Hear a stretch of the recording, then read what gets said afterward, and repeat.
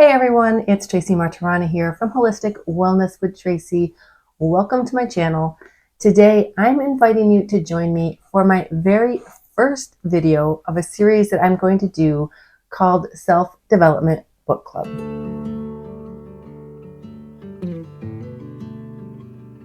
I decided to do this series because, one, I love reading self-development. Some might call them self-improvement books, but let me say I prefer self-development because I feel like self-improvement means that something's wrong with you that you need to improve. And I like to think of these as books that are just to help you develop, to learn something new, to become a better version of yourself. So, anyways, I love reading self-development books. And I set a goal for myself this year to read at least one a month, if not more. And then I thought, well, if I'm reading these books, I might as well pop on here, make a video to share with you, just to give you sort of the highlights of the book. Some books, I might be able to tell you enough about it that you don't even need to read that book. Other ones, I might just be giving you a highlight or just enough so that you know whether or not you want to pick the book up. So this is my first one. We'll see how it goes. And I'm hoping there'll be 11 more coming throughout the year. The first book I'm choosing to talk about is actually a reread for me. And it is called Body Thrive by Cate Stillman. Now, Cate Stillman, her background is Ayurveda and yoga. And if you're not familiar with Ayurveda, like really quick, high up version, Ayurveda is a sister science of yoga. It is about sort of all of our daily habits and how we use them to stay healthy and balanced. I would also say it's very important to understand that Ayurveda is not a like one size fits all thing. It's really, I guess one of the things I love about it is it really embraces the fact that we all are very different. We all sort of embody different energies. We have different constitutions. So what makes me feel really good and healthy is probably not going to be the same for you. And it sort of, I want to say, encourages us to learn a little bit more about ourselves so that we know how to best take care of ourselves. I also chose this book to reread and to share first because I happen to have, I think, a pretty robust understanding of the content of this book, because not only have I read it a couple times already, I also took a multi-month online course with Cate Stillman on the content of this book. So I feel like I'm pretty familiar with what is in here. I want to start off by just sort of delving into the subtitle of this book, which is Up-Level Your Body and Your Life with 10 Habits from Ayurveda and Yoga.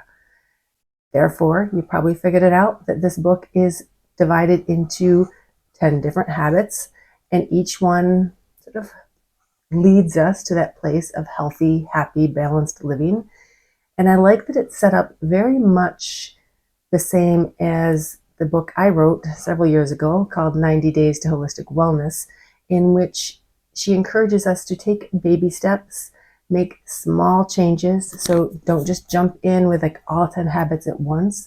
The idea is you start with the first habit and you don't even really like get that all down. You just make like one little change to sort of improve that habit. And then the next week you do another and you do another until you get through all 10. And then you start back at the beginning and you make additional baby steps. So it's all about slow and steady. And really, if you listen to or read any books about habit change, you will find that that is what they say is the best way to make healthy, long-lasting changes, is just a little bit at a time. And before we get into the 10 habits, I want to mention that this book actually has a bunch of really good not basic like fluffy, but like the core concepts that you need to understand Ayurveda. So if you are interested in learning a little bit about Ayurveda, this would be a good book to start with, because not only does it teach you, like there's a couple chapters that are just information, but then it gets into it with the habits of how you not just learn it by reading, but also by doing. There, I just tried to adjust to block myself from the sun, which is just crazy. When I picked this location to film, it was because it is a gray January day out, and I wanted a little bit of natural light from this window, and then the sun popped out. So I have it blocked. I think we're good now. I think I've given you enough background on sort of Ayurveda and what this book, sort of the overarching thoughts of this book. So I want to jump into the habits. I'm not going to go in great detail because that's what the book is for. I just want to give you enough that you understand where this book is going so that you can decide if it's a book that you want to pick up. The very first habit, if you can see it in the sunshine, habit number 1 is earlier, lighter dinners. Ayurveda focuses a lot on our daily rhythms. So living in rhythm with the 24-hour clock, living even in rhythm with the seasons, but this habit is specific to the day. It also has a lot of focus on digestion. Those two focuses marry together to come up with habit 1, which is to eat your dinner earlier and make it a little bit lighter. You don't have to do both of these things at once. Actually, Cate even suggests, again, baby steps. Maybe change the time you eat dinner earlier first, and then work on making it a lighter meal, like soups and salads instead of like a big heavy meat and potatoes meal. And this concept in Ayurveda of eating like a lighter dinner sort of makes me chuckle as an American, I guess. I always learned make breakfast your biggest meal of the day. However, in practice, I feel like dinner is always our biggest meal of the day. And then I look at Ayurveda, who actually comes back and says, no, really, lunch should be your biggest meal of the day. Breakfast should be light but substantial, enough to get you going. And dinner should be just enough to sort of get you through the evening and get you to bed without feeling like you're starving, but to already have a couple hours of digestion under your belt before you go to bed. Habit number 2, early to bed. I love this one. And I think most of us sometimes just need to be told that we need to go to bed early. Ayurveda also supports getting a good night's sleep. I think every health system supports getting a good night's sleep. And I think as busy humans, we're all very bad at it because we prioritize everything else above our sleep. We prioritize watching really bad TV over a good night's sleep. One of the key takeaways of this chapter, this habit, is that really, I guess you would say that there are no real night owls, that people who think they are night owls are just living imbalanced and can bring themselves to go to sleep earlier and get up earlier.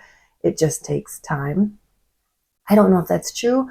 All I do know is no matter what time you get up in the morning, if you're not getting a good night's sleep most nights, if you're not getting to bed early enough, you're just going to live in this constant state of sleep deprivation. And we know that's not healthy. You can't always make your own hours. And often you have to get up and go to work early in the morning. We have a lot more control over our bedtime than we do about what time we have to get to work. So even if you think you're a night owl, it would behoove you to try to move your bedtime earlier and earlier. In this habit, her goal is by 10 at the latest. But again, that also depends on how early you're getting up. There are a lot of Ayurvedic reasons for this. Pick up the book and learn all about them. Habit number 3 is start the day right. And while there's a couple things she mentions in this habit, the key takeaway is that this is mostly about a morning bowel movement. I know. Nobody really wants to go there and talk about that, But like I said, Ayurveda focuses a lot on digestion. And one of the ways you know your digestion is working good, like your digestive system is healthy and functioning, is when you have a bowel movement every morning. If not, not everybody can do every morning, but that's your goal. That's your goal. Starting your morning off right is actually to get up, maybe take a moment, have a little gratitude, and then drink a ton of water so that you poop. She typically recommends, I think, anywhere between like a cup to a quart. Uh, Usually, for most people, I think a cup is not going to be enough. A pint seems pretty good. That's typically what I do every morning. I know Cate tends to do like a quart. If you tend to be very constipated, doing warm water is a little more soothing. It sort of gets things going. And the idea here is you drink all that water and you drink it down all at once. I tend to do it. I take the water to bed with me and do this before I even leave the bedroom in the morning and just guzzle it down, and it stimulates your stomach, so kick your digestive system into gear, and it also hydrates you after you have been sleeping for hopefully 7 to 9 hours without really drinking any water. You wake up dehydrated, so we're hydrating and we're pooping.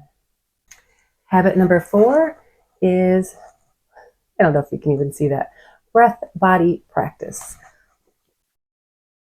It doesn't have to be a long, intense workout, but habit number 4 is about doing something that sort of gets us breathing, gets us oxygenating the body, gets us moving our muscles a little bit, because we've been laying in bed fairly static for hopefully 7 to 9 hours.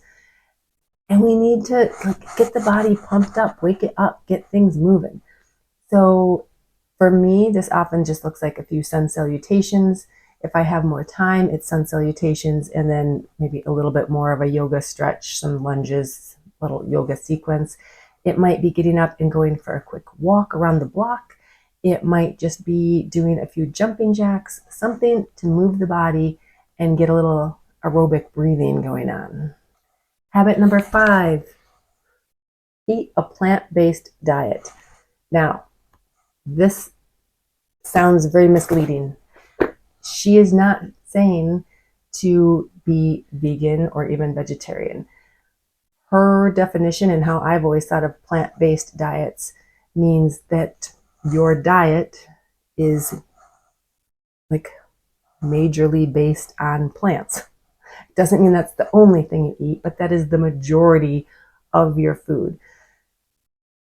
So this habit means increasing the amount of veggies, the amount of fruits, the amount of whole grains that you're eating, mostly vegetables. That's like the big focus. But eating a lot of veggies, some fruits, and some whole grains leaves you pretty healthy. You can bring in whatever kind of proteins you want. She's not saying you can't eat steak. Not at all. The whole focus for this habit is eat more veggies. Habit number 6 is self-massage. This practice, I feel like, is pretty specific to Ayurveda. I mean, I know other people do it and there's other reasons to do it, like light lymphatic massages or even just putting on moisturizer. Like, yes, we kind of self-massage every day if you do that, if you put on moisturizer. But the idea here is, for one, to pay a little more attention to that connection to your body. It is about moving lymphatic fluids. That's true. It's about hydrating your skin if you tend to be very dry. So when you do a self-massage, there's a few different ways to do it. If you are a very oily person already, you can do just your bare hands to rub your body down. You can do dry brushing. There's also some like clay powders that you can get to like rub over your body that help absorb some of your excess oil. Or if you're like me and you're really dry, I do my self-massage with oil, like a nice quality oil. Nothing with fragrance added or anything like that. I usually use either sunflower oil or almond oil without anything added to it. If you're using oil, there are some precautions to use. Obviously, oil makes things slippery. Cate recommends, and this is how I typically do it, is to do self-massage in the morning before a shower. If you're using oil, that will make your shower slippery. And then you might also question, why would I put oil on my body just to get in the shower and wash it off? But if you're using oil because you're dry, you really don't want to be using a lot of soap all over anyways. Unless you're like out, like sweating, working in the garden, your arms and your legs, they're not all that dirty. They don't really need soap. Wash, the places that really need to be washed, and then just let the rest, let that hot water just sort of let the oil, I don't know, warm up the oil so it penetrates into your skin. There are a ton of benefits to self-massage. Again, it's a good one to check out when you get your copy of the book and see what you think. Habit number 7, you had to know it was coming sooner or later, is sitting in silence. So it is meditation. Again, I feel like Cate does a really good job of describing meditation and the benefits of meditation, and really simplifies it down to, if you aren't currently meditating, just sitting once, twice, 3 times a day for 30 seconds to a minute, just closing your eyes, taking a few breaths, just watching your breath, and then moving on with your day, can make a huge impact on your stress levels, your attitude, just in general. It does lots of good things for you, right? Think of how many times you're told, like, if you just are getting upset, take 10 deep breaths. That's essentially meditation. So it talks a lot about bringing this into our lives, starting small and quick and growing your practice. But again, if you know me at all too, I'm a huge fan of meditation, because meditation doesn't just affect one thing. Like, it's not just about like, oh, my mental stress. It affects your body, it affects your mind, it affects your soul, and it affects your heart. So be open to trying a little bit of meditation. Habit number 8 is healthier eating guidelines. And now when I read this title, it can be a little misleading, right along with like the plant-based eating. This, to me, when I hear healthier eating guidelines, I'm thinking, oh, she's probably telling me to eat organic, or don't eat sausages or processed meats, eat lean proteins, that kind of thing. But that's not actually what she's talking about in this chapter at all. This habit is actually about when we eat and how we eat. It's about, for one, meal spacing. So not just munching all the time, like not being an emotional eater or a habitual eater, letting yourself actually get hungry so that your digestive fire is really like revved up and ready to go before you eat. And then most of all, it's about the environment that we're eating in, making sure that we're not just, stuffing food in our mouth as we're walking from one meeting to another. It's making sure that we are taking the time to sit down in a quiet environment, take a couple breaths, relax the body, and eat in a peaceful, slow manner, allowing ourselves to really chew our food, because that's the first step of digestion. And just turning it into a relaxing, enjoyable event. And again, not just McDonald's in the car. There's also information in this chapter about the 6 different tastes and trying to incorporate those into every meal. That's really interesting. It's definitely worth the read. Habit number 9 is come to your senses. Again, it's something that Ayurveda does tend to focus a lot on, and that is the health of our sense organs, where I feel like we just kind of take it for granted a lot and we don't really think about it. Some simple things that are like suggested in this habit, in this chapter: scraping the tongue as part of your morning dental care. If you work at a computer, making sure that you're taking breaks where you stop staring at the screen and like you look off into the distance to relax your eyes. Avoiding like loud, like just crazy sound, like concerts, or making sure you're wearing earplugs if you're using power tools or things like that. So the suggestions in this habit chapter are pretty simple and easy to incorporate into your life without it being too overwhelming, but yet still important. And the last habit is called easeful living. Yeah, you got it. Once you start dialing in habits 1 through 9, this begins to come a little easier. But the idea here is that we choose how we react to something, right? It is not what happens to you that causes stress, it's how you react to the thing that causes you stress. That's the message. My favorite quote in this chapter is, "When you notice stress, choose ease," which can bring you right back to like that sitting in silence habit of when you feel your body like stressing out or your mind like overwhelmed. Pushing through is not always the way to go. Sometimes just pausing, relaxing, breathing, and just for 30 seconds or a minute, that is easeful living. That is how we decrease stress. Maybe it's also about having some gratitude, doing a gratitude practice so that we really understand how blessed we are, even when things are happening around us that are completely out of our control and aren't what we would choose. In summary, I have read this book 3 times now, possibly 4, but I think 3. I've taken a class on it. I find the information in this book invaluable, and therefore, yes, I highly recommend this book. I hope you will pick up a copy. I think my book is really old. I don't think it looks like this anymore. If you buy a copy like through Amazon or your local bookstore, it probably has a very different cover. Mine is old. Like I said, I've had it for a while. I didn't just read it 3 times last year, right? It's been multiple years. I will link down in my description box a link to Amazon if you want to buy this book. Also, I will link to my blog post where I do go a little bit more in detail of my descriptions of each habit, but really still not enough that you're not going to want to go buy this book. If I haven't said it 100 times, I'll say it once more.